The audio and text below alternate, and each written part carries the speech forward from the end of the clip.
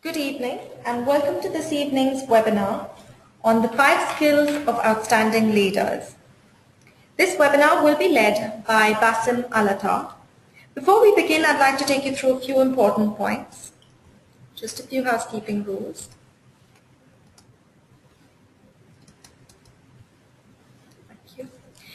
The slides will be available on our SlideShare page along with the recording. Both will be emailed to you within about a week after we finish this webinar today. Please take the time to complete the post-webinar survey that will pop up at the end. As you go along the webinar, if you have any questions that occur to you, please do type them out into the chat boxes and we will allocate time at the end for Bassem to answer your queries.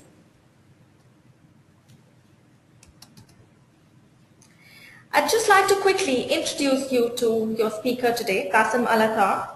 Bassem's been a very senior associate with Informa, and he specializes as a leadership strategist and a coach. He's worked with thousands of people from more than 40 countries around the world. He works with managers, directors, CEOs, and even members of the royalty. He has worked within different industries, including the private and public sectors. He's also been recognized for his efforts in developing regional leadership, and some of the awards that he has been awarded with include the ones you see on your screen right now.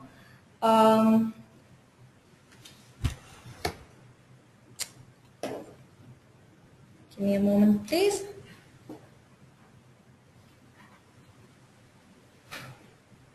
Yes. The Global HR Leaders Award, the Asian Leadership Awards, the World HR Congress, and the Strategic Leadership Award, to name a few. I will now pass the headphones on to Bassem to take over from here. Enjoy the webinar.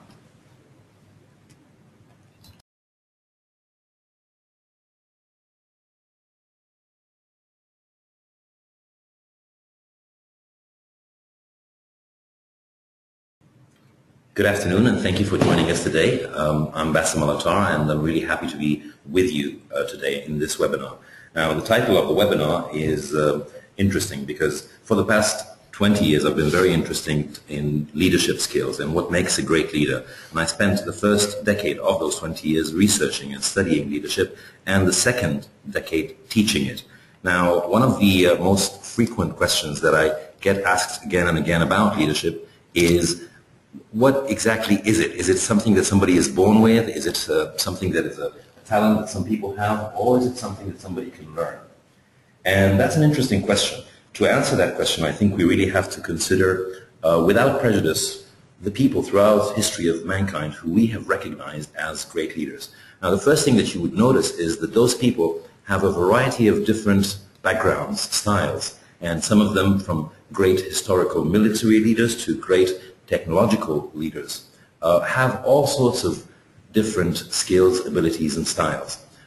Some of them are larger than life, people with great charisma and great ability to speak and to draw people's attention, while others tended to work very quietly, sometimes even being timid and shy away from the spotlights. So what we end up recognizing is that there isn't a formula for great leadership.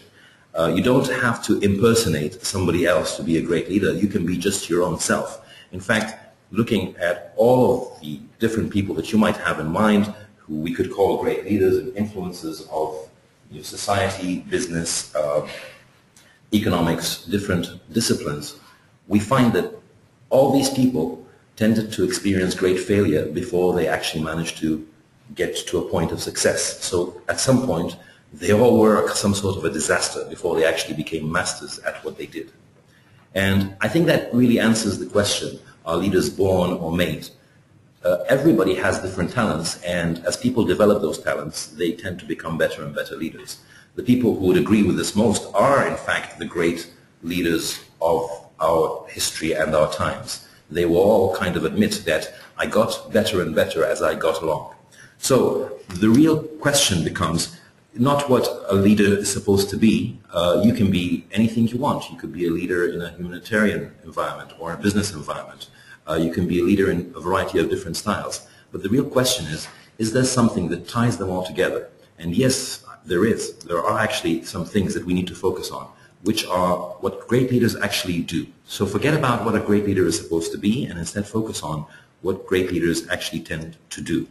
And when we look at their actions rather than their personalities, when we look at the actual day-to-day activities and decisions they made rather than the legends that we hear about them, it's kind of interesting because we begin to see a pattern. We begin to see that all those great leaders had something in common, something which I like to call the 5 essential skills.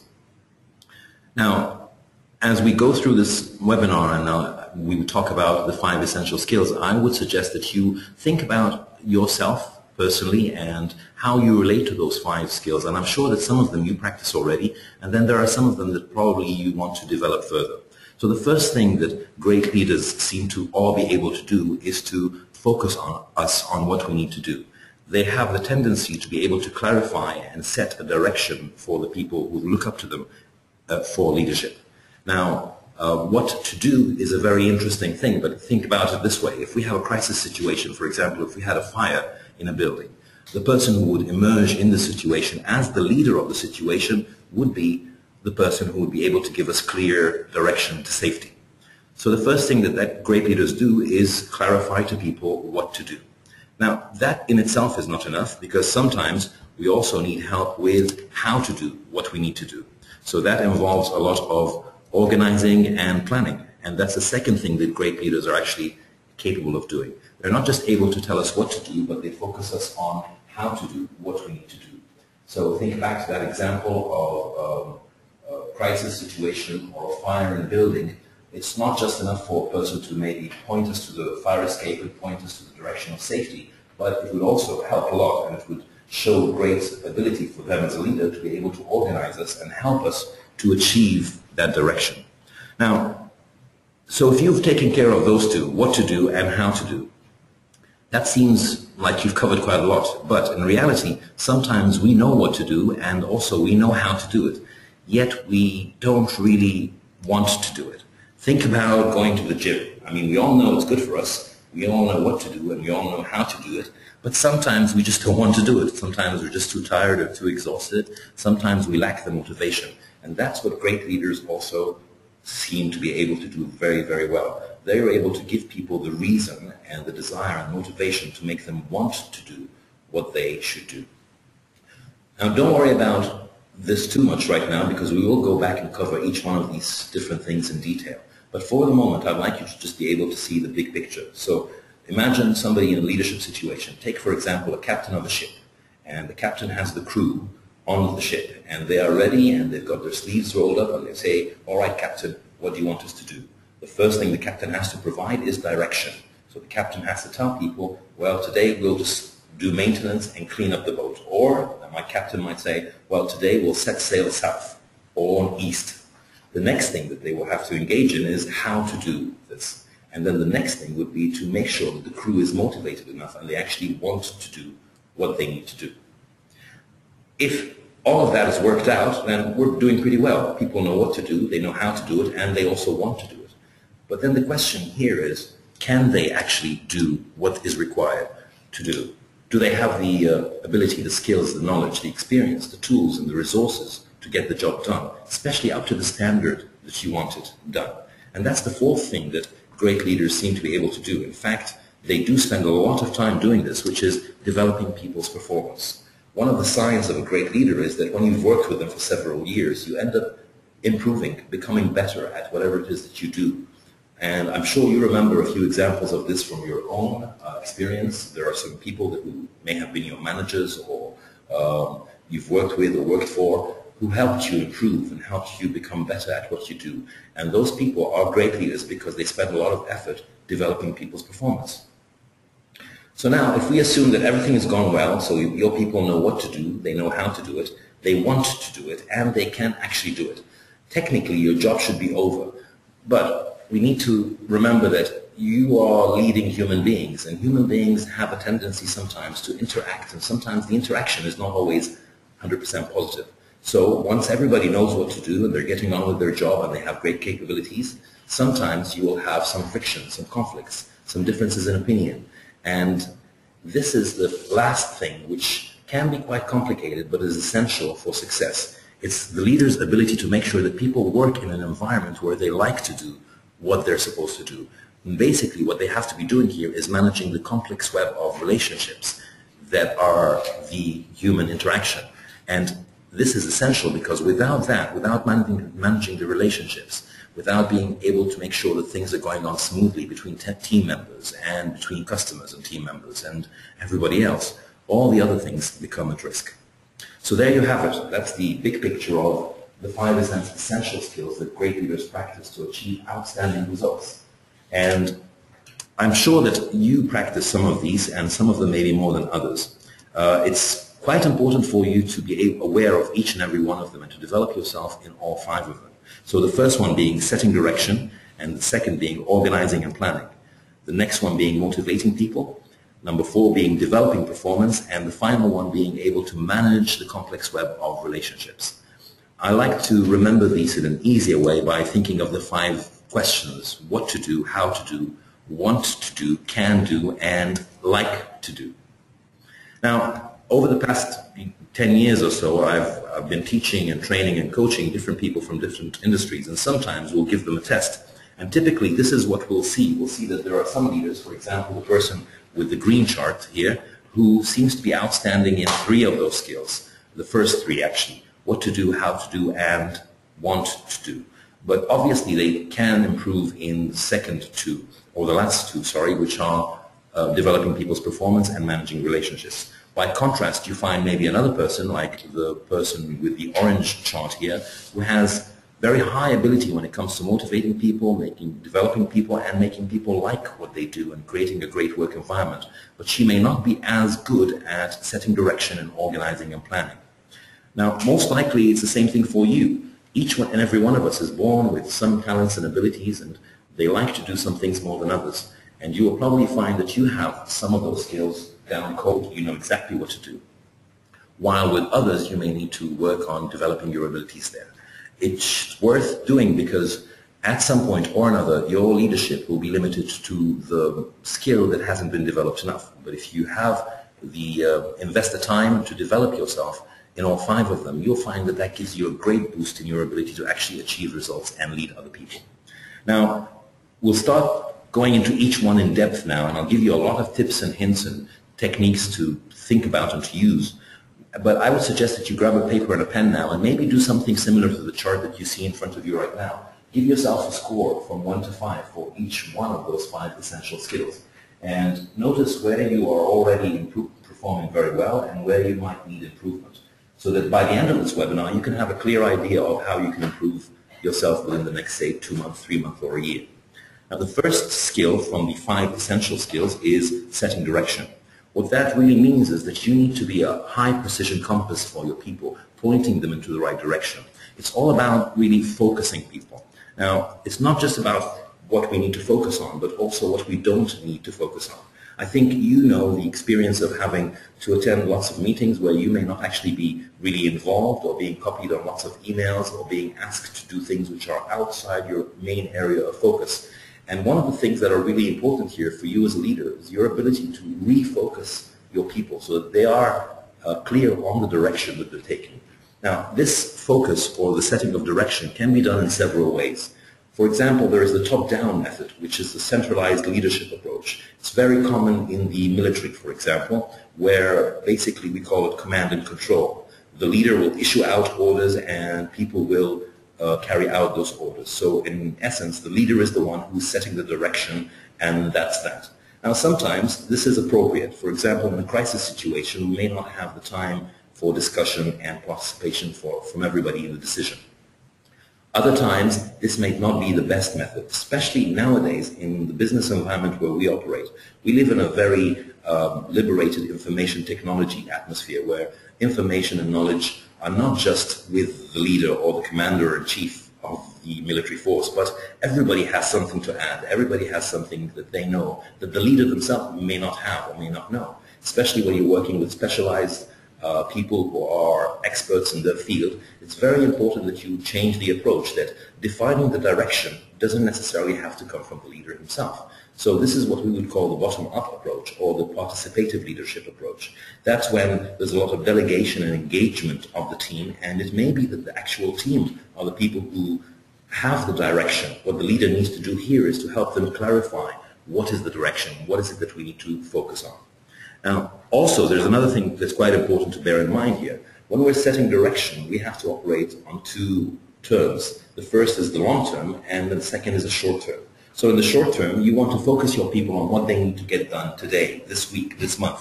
What's the top priority this quarter? Or what's the target this year? Now, also, you want to be able to focus them on the long term. So you might want to be defining the vision, mission, values of the organization, maybe the 5-year strategy, or your organization's social responsibility, or environmental, legal responsibility, or the technological impacts that may occur in, say, 5 to 10 years on your industry. So we want to, at the end of the day, have people clearly know where we're heading and what exactly is it that we want them to do, whether it's on the long term or the short term. Now, you want to maybe ask yourself time and time again this question: what is the single most important thing that we need to do, and that if we do correctly, we would get the most valuable results? You want to be sitting maybe in the traffic light, pondering this question. You want to be driving to work, asking yourself about this. What is the single most important thing today that I need to focus my people on? Even as a parent who's a leader of your children, you want to be focusing on that. What is the single most important thing that I want to teach my children, say, over the weekend? And the more you do that, the more clarity and focus you achieve. And of course, the more clarity and focus that your team also achieves. Now let's move on to the second skill, which is organizing and planning. This is really quite a bit of contrast between this one and the first skill. It's like moving from big picture to details. So we're not talking about just a general direction, like a vision, a mission, or a goal or a target for this quarter or this year. We're talking about details of how we will actually achieve this. This includes who will achieve it, when will they achieve it, where and how much, and all the other details of a plan. Now, I know some people love planning and organizing, and other people absolutely hate it. And sometimes some leaders, what they will do is they will leave this area for their team to sort out. So they will hand over the directions, they will say, right, this is our target, this is what we need to do, now find a way to do it. And that can be a big mistake, because most probably you have a lot more information and knowledge, and from your perspective as the leader, you may see a bigger picture than the individual people in the team. So letting everybody just get on with their plan without actually being involved can result in disappointment. The most effective leaders tend to be involved in the plan. Even if it's not them personally who are creating the plan, they tend to be there supporting people, helping them shape the plan. Now, people support in general the plans that they help to create. So this is a word of warning for those of you who love planning and organizing. And I know some of you are out there. The more that you tend to do the planning and organizing yourself, maybe because you enjoy it or maybe because you are better at it, the more you're risking that people become disassociated with your plan.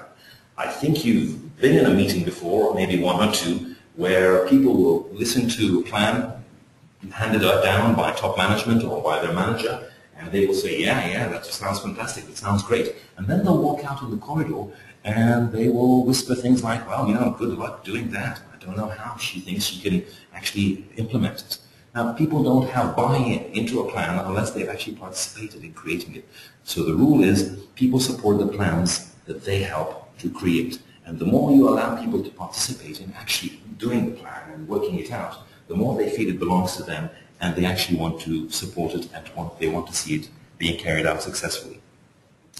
Another thing to remember is that you don't want to have the plan being overcomplicated. I like to use what's called sometimes the 5 fingers approach. In other words, a plan's components should not be more than 5 major components. We want to keep things simple. We don't want to have a plan with 17 different components or 28.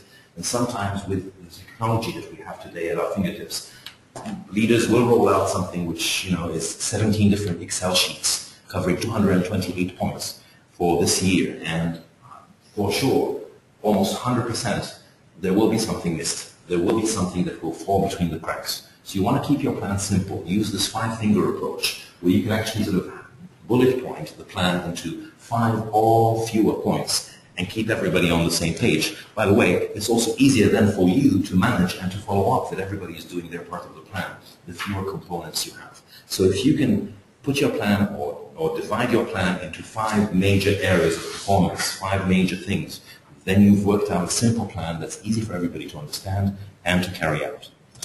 Finally, on planning, before we move on to the next skill, I really like what Sun Tzu, the great military leader, the Chinese military leader, said when he said that no plan survives in the battlefield. In other words, on paper, plans look great, they look excellent, but in the battlefield, usually things don't go according to plan. And one of the concerns that I've seen over and over again is that sometimes leaders will tend to fall in love with the plan. They will tend to even start to value the plan more than the objectives the plan was made to actually achieve. So don't be afraid to be flexible. Don't be afraid to change the plan, to adjust the plan as more and more information, as more and more clarity occurs while you're implementing. Remember Sun Tzu's words, no plan survives in the battlefield. And it's actually a very important distinction here between good and great leaders. Great leaders, time and time again, have been able to change their plans, find another way, keep themselves focused on the objective, on the direction, and understand that the plan is there to actually serve the objective, not vice versa. Now, let's go to motivating people. And most people agree that this is probably one of the most challenging ones of the 5 essential skills. Motivating people is challenging because, quite simply, one size doesn't fit all. Human beings are different. Human beings are varied in their thinking, in what they desire, their ambitions. One person's pain is another person's pleasure, and vice versa.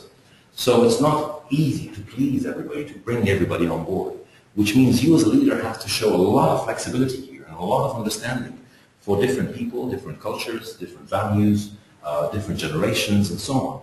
And you actually have to have a relationship, a direct relationship with individual people if you want to motivate them. So you want to understand what moves them to action. What do they enjoy doing? What do they not enjoy doing? What do they like? What do they not like about their job? And you want to be able to piece that together. Now, fundamentally, motivation is quite simple. Every living organism is motivated by one of 2 things.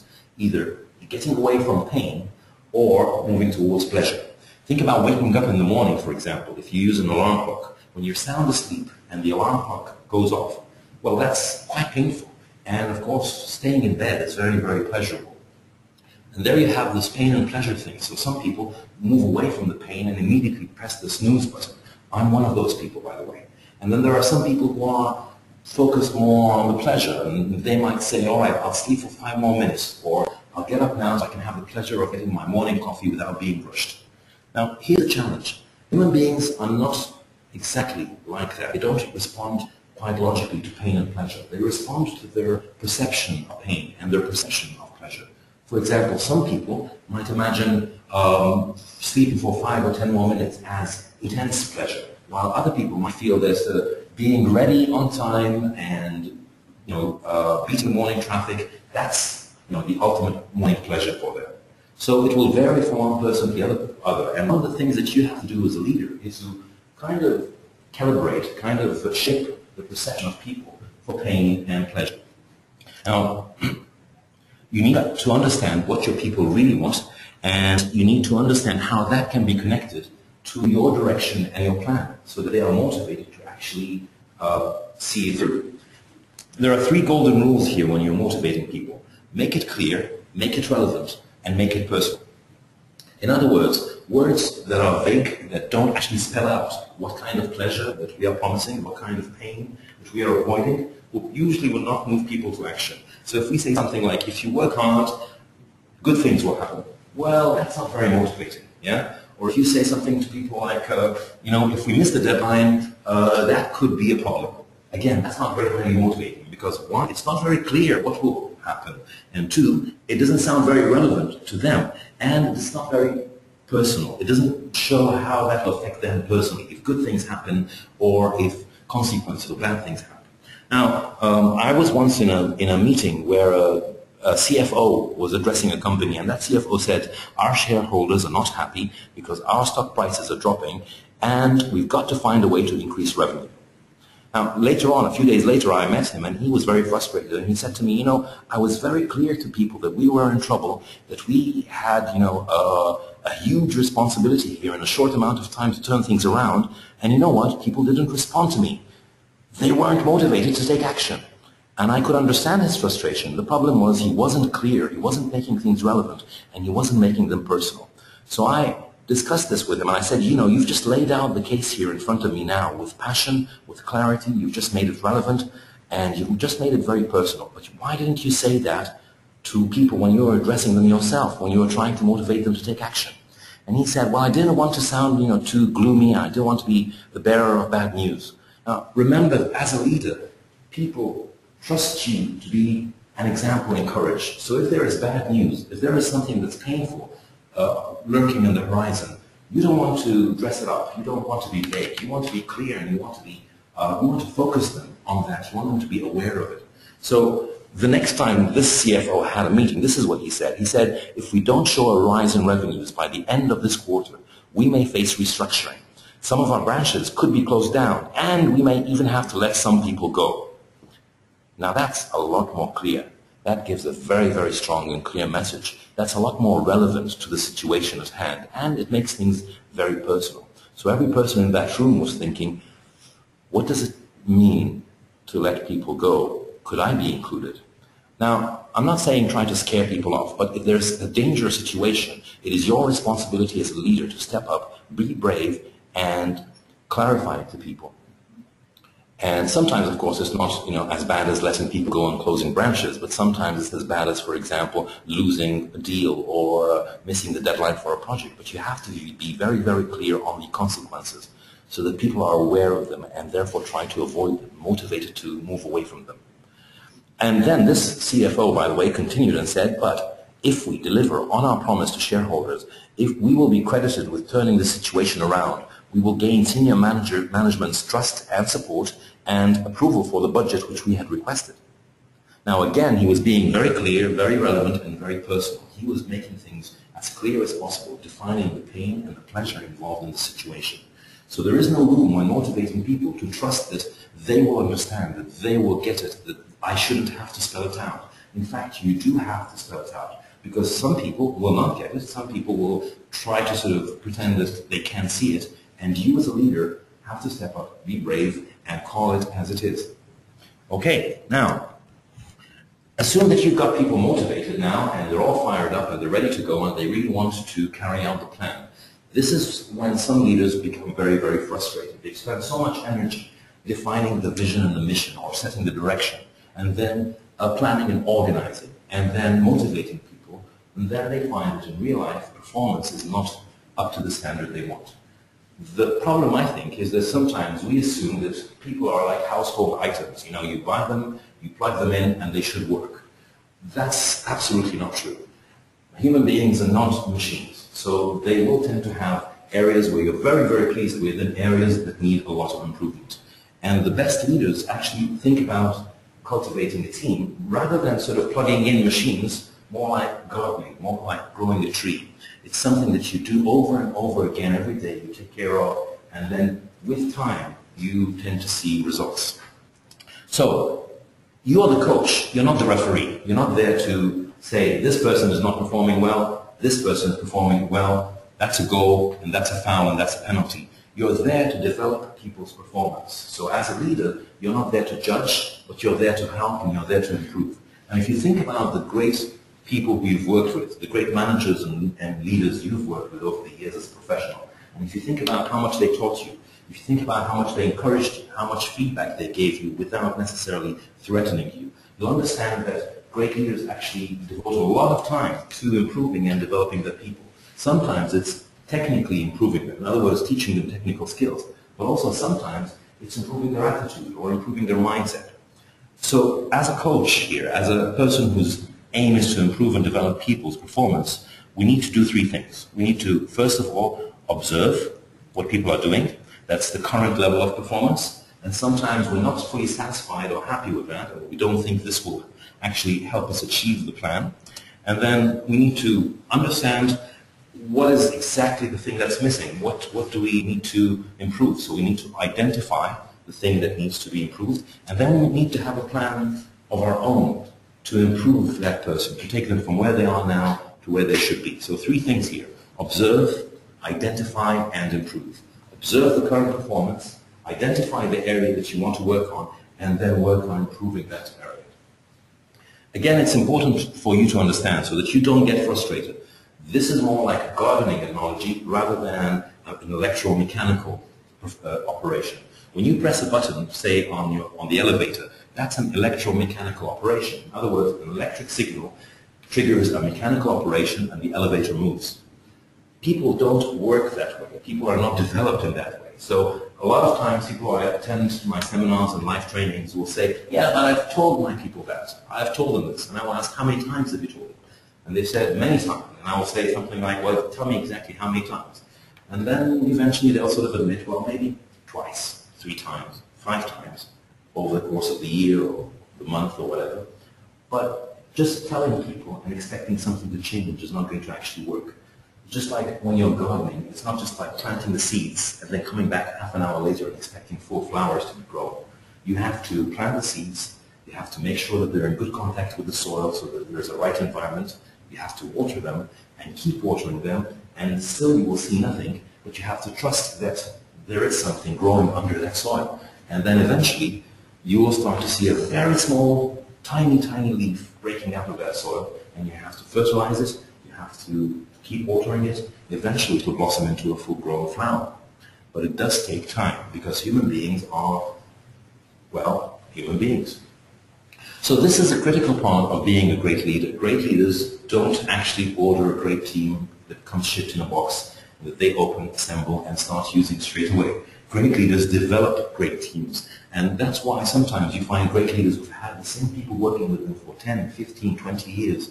Basically because as you develop people, you develop that very special relationship between you and them, which is called loyalty. They feel that they owe you. They feel that you've actually helped them as a person, and therefore they want to stay with you and get more development from you. All right, let's go to the final one, managing relationships. And I hope so far you've been taking some notes down. I know Mega promised to send you the material and the recording of this webinar, but I think your notes in person are going to be very valuable for you because they will in fact be focused on what you need most. And I hope you've also been thinking about how you perform in those different skills, because if you can balance between all 5 of them, and I'm sure you have some that you excel in, but I'm also probably sure that everybody has 1 or 2 that they need to improve in. Now, going to the final one, managing relationships.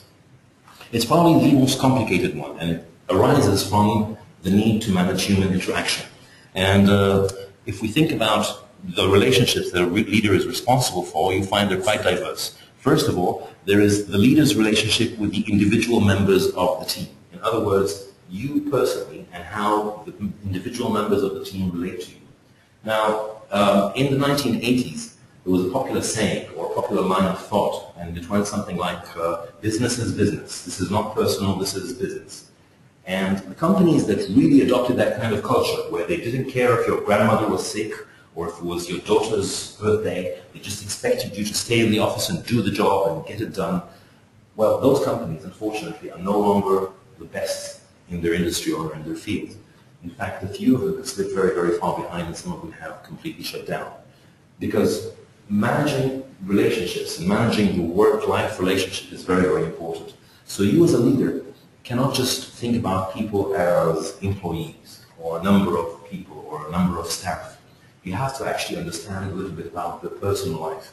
Now, of course, I'm not asking you to become best friends with everybody you work with, but you do have to understand, for example, who is waiting for their first baby, or who is trying to apply to college to finish their master's degree. You have to be aware of a little bit of people's personality and personal life and connect with them. That, of course, helps you with everything that we've talked about before, because you can plan realistically. You can motivate people by connecting what you want them to do with what they want for themselves. And you can develop their performance in a way which will show them that you're actually taking into account what they want for themselves. Now, this is very, very important because this is what ensures loyalty to a leader, that the leader has a personal relationship with individual team members. In other words, you've got to understand the different people and know them on first-name basis, and also their ambitions, their hopes for their career, the future, the family settings, their, to spend more time with each and every individual rather than to treat them just as one block. Now, the next relationship is the individual members of the team, their relationship with each other. So sometimes you will find there will be some conflicts and friction between individual team members, miscommunications, and sometimes things like the blame game start occurring where people start to blame each other for anything that goes wrong and so on. And it's essential for you as a leader to be able to balance and maintain good relationships between team members. Sometimes it can even get to professional jealousy where people are a little bit sort of upset that somebody's doing better than them and so on. And you have to be very sensitive to these things, and you have to be very careful and very wise about how you manage the team's relationship, the individual members with each other. So that's two relationships you've got to manage here. The first one being your direct relationship with individual team members, and the second one being the team members' relationship with each other. Then, of course, you have the whole team's relationship with other teams, and that's something that you are also responsible for managing. Now, those other teams could be teams within the organization. In other words, these are the departments that work with you. For example, how does your team's relationship work out with HR or finance or IT? Are those teams getting along, or is there some sort of clash or confusion or miscommunication with those other teams within your organization? Now, a critical thing here is that you need to have a pretty good working relationship with the team leaders of those other teams if you want your team to have a good relationship with those teams.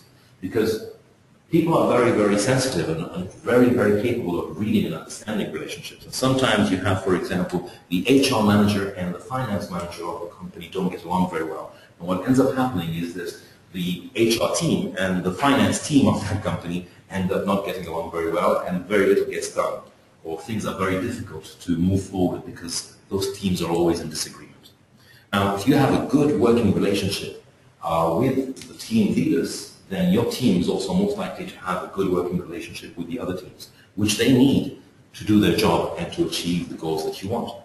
Now, also bear in mind that there are some teams which are outside your organization. For example, contractors or suppliers or governing bodies and things that teams that you need to work with in order to get certification, in order to get permissions, permits, things like that. The civil defense, the Ministry of Finance, and so on. So you also need to have a clear plan of how you manage the relationship between your team and external teams. Who is the person who, for example, responds to requests from civil defense? Who is the person who's delegated to answer the questions about safety, security, fire escapes, and so on? Who's the person who's in charge of communicating with, for example, our contractors or our suppliers? So you have to manage the relationship of your team with external teams as well.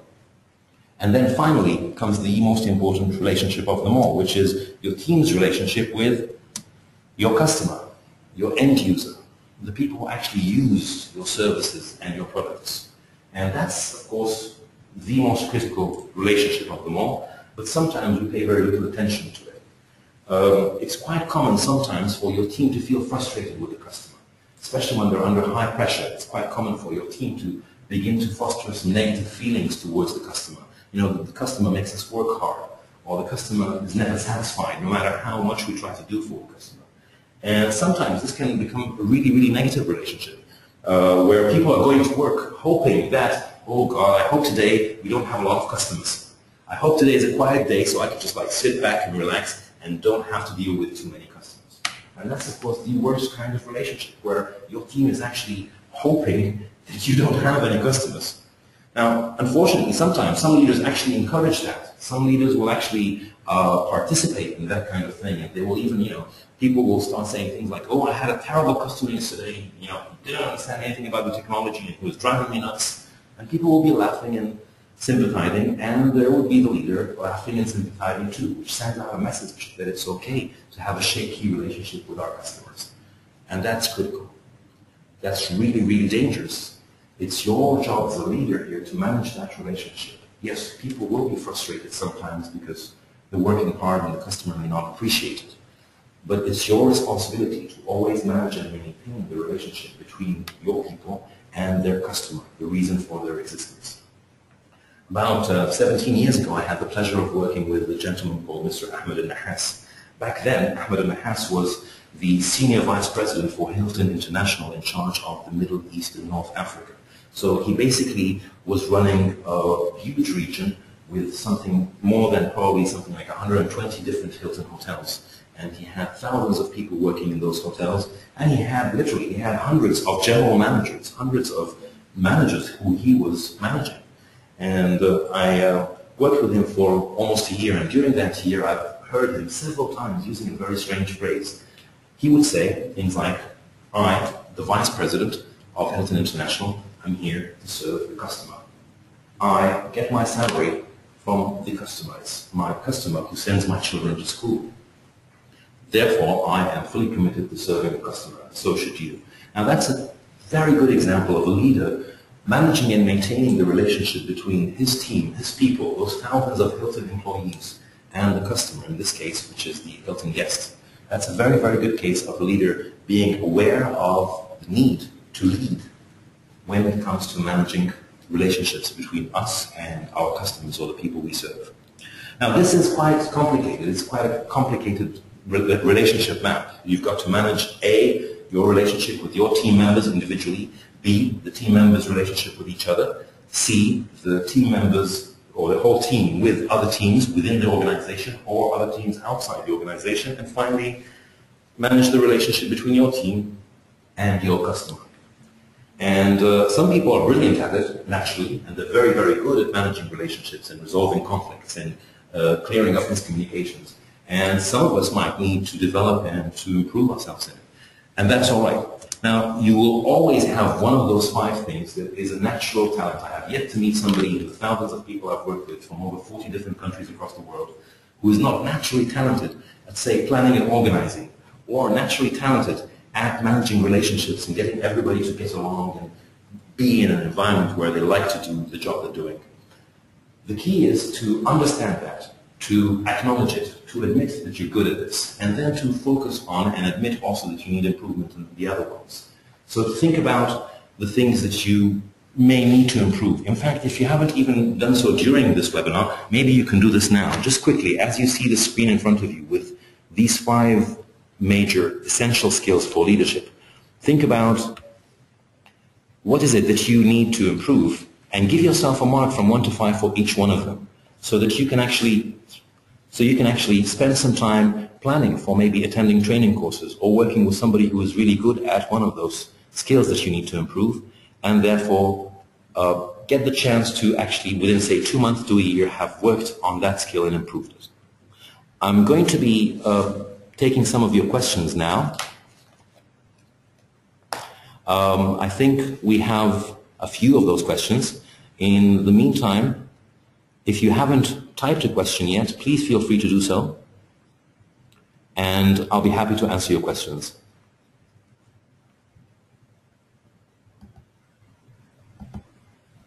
So I'll just give you a minute to do the self-evaluation, where you evaluate yourself from 1 to 5 for each one, and then maybe if a question pops into your mind, go ahead and type it out, and we'll do our best to try and answer all the questions.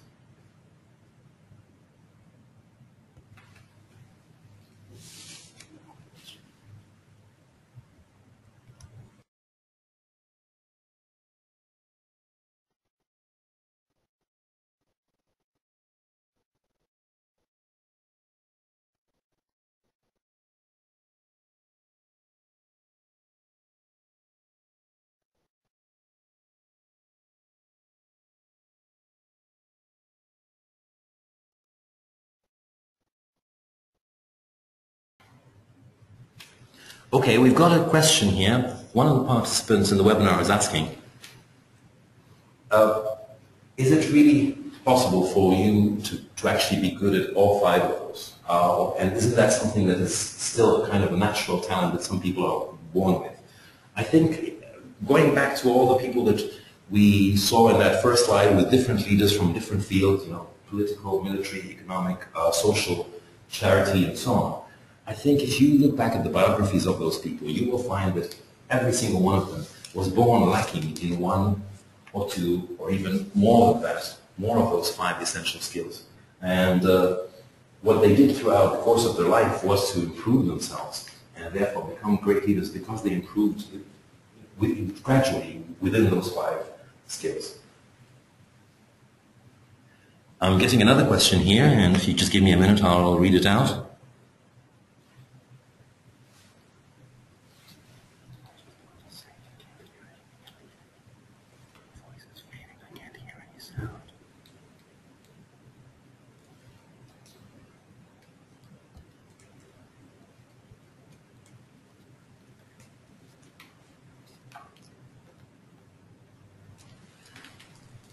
Got a question here from Iftikhar. Hi Iftikhar, thank you for joining us and for asking this question. So your question is, in the competitive market, how do you maintain customer relations?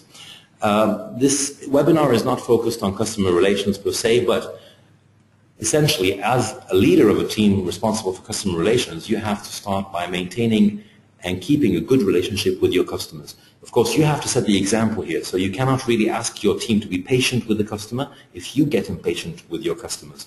Or you cannot be asking your team members to try out a new product or offer out that new product with the customers unless you've actually offered the customer that new product and tried to sense the response of the customer and the complaints of the customer about that new product.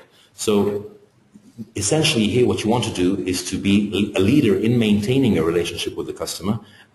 You want to have a personal relationship with customers, understand what they're actually looking for, understand honestly what their complaints are about your work, your service, your product, or your team, and you want to be brave and courageous when dealing with those things. Admit to fault if there is one, and quickly take action, and quickly again focus people on what to do to take action, how to do it, the plan to fix the customer's problem, and keep things with the customer, keep the relationship with the customer on a positive note. Now that sends a message to your team that you are actually doing this and you expect them to do the same thing. The worst thing a leader can do here in this kind of situation would be to let other people handle the situation because he doesn't want to actually get involved, or he can't be bothered to actually handle the customer's complaint or help the customer solve his problem. We're getting a few more questions. They're coming on quite quickly now, so just give me a minute to read through them first.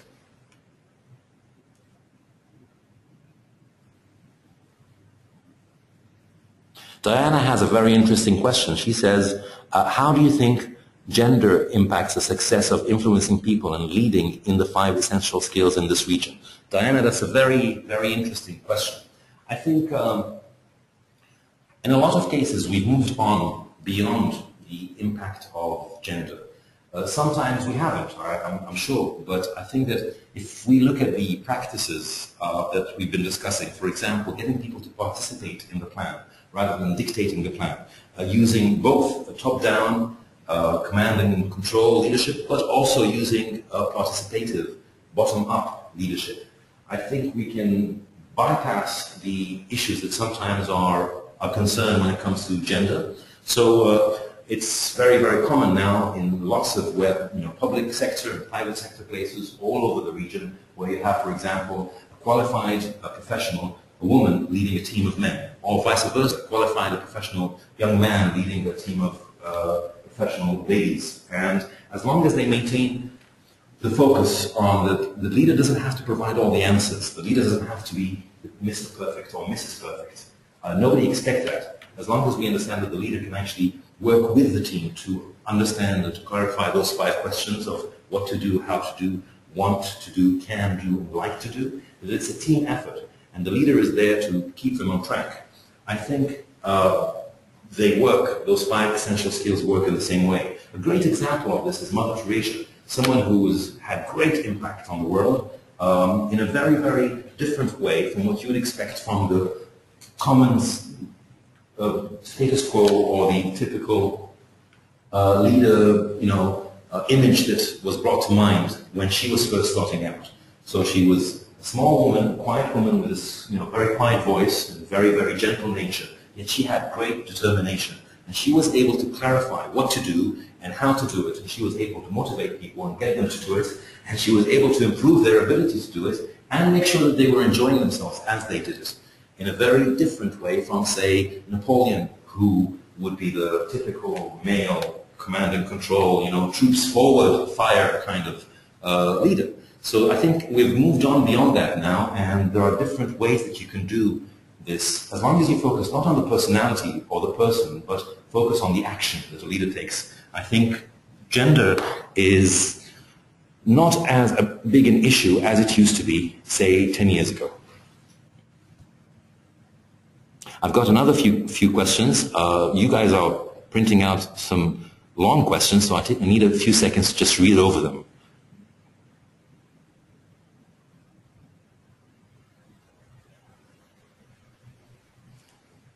All right, we've got a very good question from Yazid. Yazid is asking, regarding performance review, how to convince employees under your leadership that your review is fair, especially when other team leaders are giving their people a full 100%? Yazid, that's a very good question, and I guess this would be a focus of the fourth skill of developing performance.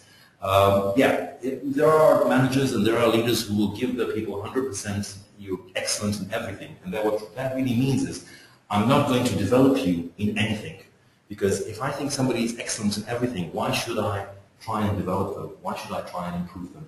And I think this is a big issue. Sometimes some managers, because they're very focused on managing the relationship and ensuring that their team members are happy and happy with them, and they don't want to upset them, they tend to sort of try and not face them with the things that they need to improve.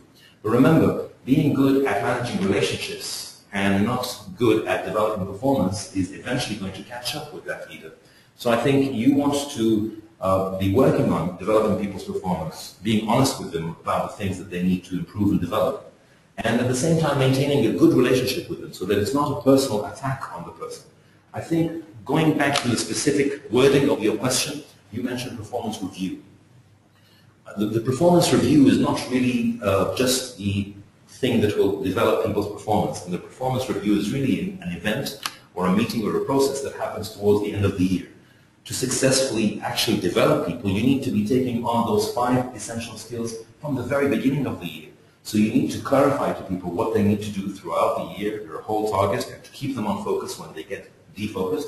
You also need to help them with how they will do it, keep them motivated, and develop their performance continuously throughout the year while maintaining a good, healthy relationship with them. Now, if you've been doing that for a whole year, it's usually a lot easier to convince someone, as you ask, or to basically discuss with someone what they need to improve and how they should improve it.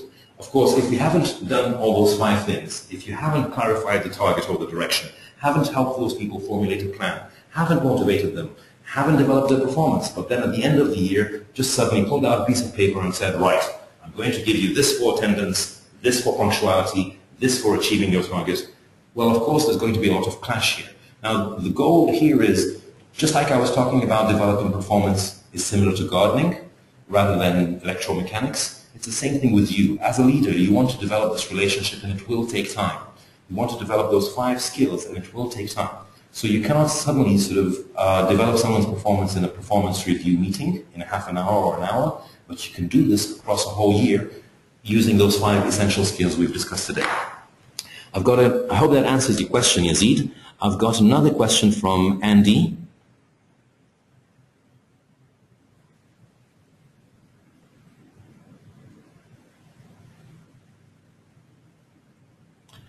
Andy's got a very, very good question about mission and vision, and Andy's asking, in your experience, how do you think in a typical company, vision, mission, and value statements affect the morale of the employees? And how much do you think the employees actually believe the mission, the vision, and the values? Andy, and that's an excellent question. I'm really happy that you asked it. Sometimes what some leaders will do is they will focus on the first set of those essential skills. In other words, they will define a direction. They will say, this is what we want to do, and this is the mission, this is the vision, and these are our values. And that's it. End. Full stop. sometimes, especially, that some senior managers believe they shouldn't get involved beyond that. We've defined the strategy, we've defined the mission and the vision. That's it. The rest is our team's job. And that can be the farthest thing from the truth. I mean, that is the easiest way to lose the whole initiative. And the mission and the vision then become just something which is printed on a marble plaque in the lobby next to the elevator that people don't really pay attention to. You need to follow through. It's not just enough defining the direction. You also need to work through the other 5 skills. So you have to not just tell people this is what we will do, but you have to work out a plan with them, how we will turn this mission and vision to reality. You have to make sure that people are motivated. They understand the importance of that mission and vision, how it's related to them personally, how it will affect their own lives, their own job day to day. And you have to make sure that people have the skills, the knowledge, the ability to actually achieve the mission and the vision. Plus you have to manage all the different complicated relationships of day-to-day work as you're trying to achieve that mission and vision. If you just set direction, if you just say, all right, by 2020 we will be the best company in the world in our field, and then do nothing, you're not going to get anywhere. And unfortunately, sometimes some people think that that's what leadership is all about, and just issuing the order, setting the direction, giving people an order of what to do, and then leaving. It doesn't really work. In real life and throughout human history, no outstanding leader has just told people what to do and then left, or printed it on a marble plaque and then left. You have to get involved far beyond that. Otherwise, it becomes just, nice words on the wall. I hope that answers your question, Andy. Iftikhar is asking a great question again. Iftikhar, you've got several very interesting questions, which shows that you've been really sort of taking notes and paying a lot of attention. So thank you.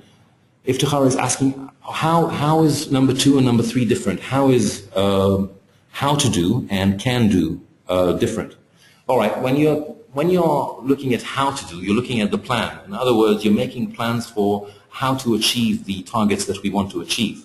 Now, when you're looking at the can do, you're actually looking at real life performance, not so much the plan, but the actual performance of the employee in real life. So let's say, for example, we have a ton of rocks to move, and we decide as a team, all right, each of us will take 1/10 of that ton and carry it back and forth until we've moved it all. Now, that's the plan. We start performing, and we notice that one of our employees, well, they're not as strong or not as big, and they can't sort of carry their allocated 1/10 of that ton back and forth and moving it.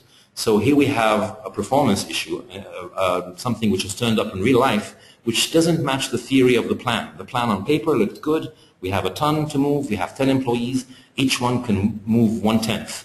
But then there is one person here who's not capable of doing it. So we have to either modify the plan, or we have to develop the performance, or probably in real life we'd have to do a bit of both. Now, you have lots and lots of plans, but remember, the plan is only going to be as good as the ability of your people to implement them. So you need to work on improving people's ability to work.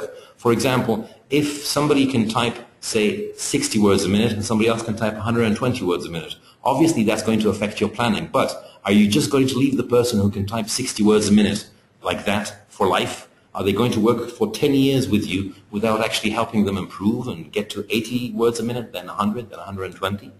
So that developing people is focused on developing their actual real-life performance. Planning and organizing is a step before that. And usually the challenge is to get people to actually perform the plan. You have to improve and develop their skills so that they're up to the standards that you want. Hope that answers your question, Iftikhar. And we have another question. I think probably this may be the final one that we have time for. How do we change employees' perceptions? That's another very, very good question. Now, persons' perceptions are formed from past experience, they're formed from their beliefs, they're formed from their values, and one of the critical things that can help you actually change someone's perceptions is to design an experience for them where they have an experience which is different from the past experiences. So for example, a person who's always speeding when they're driving and always trying to whiz by through the traffic light just at the last moment before it turns red. Now maybe from that person's experience, they've done this before time and time again, and there has been no consequences, no problems. I've managed to just about break through the traffic light before it turns red, and I didn't cause an accident. In fact, I got to where I was getting faster. Now, all it takes is one experience, for example, one accident, for that person to change their perception. Now, as a leader, therefore, you design experiences so that you can actually change people's perception. You might, for example, assign a person to a different kind of work or a job for a period of time. Take somebody who's always complaining about the administrative assistants, that they're not working fast enough, or that they ignore the work that he needs done. Take that person and put them in an administrative assistant work, a job for a day, and they might come out with a very different perception. They might come out with a perception that, you know what, the admin assistants are doing the best they can, they're overloaded with work, and it's a miracle that I'm getting my work done this fast to begin with. So you need to design experiences. Sometimes it's about putting people in a certain challenge. Sometimes it's about maybe delegating a different kind of job for a person. So a person who may have great achievements but not very good relationships with their colleagues, you might shift their assignment slightly so that they are actually responsible for a job that requires them to develop great relationships with their colleagues, not just crunch numbers or achieve targets. So the key here is to, as a leader, delegate and give people jobs that will give them a different experience, which will in turn change their perceptions. I believe we've got one more question, and Diana, I know you've been here from the beginning, and I don't want to turn you down because of lack of time, so I'll quickly try to answer this question. Diana is asking, as part of your training and organization development, do you have the 5 essentials in that? My understanding of the question, Diana, is are you asking that in my training seminars, do I cover the 5 essentials? Well, yes, absolutely. We have a course which is called the Self-Leadership course, and this is a course that is organized by Informa, and in fact we usually deliver it in Dubai. This course this year is being delivered in Arabic, and also probably our plans to deliver it again in English. And we do cover the 5 essentials extensively. We actually work through case studies, exercises. So this 45-minute brief that I've given you actually comes from a 5-day training that we do, which is all really based on the 5 essentials. I also do an extensive diploma, which is the continuation of that course for 3 more weeks, and it's a leadership development diploma where we still work on deeper levels at, for example, organizing and planning and motivating people or developing performance. So this one topic of, for example, developing performance, we actually spend 3 days working on.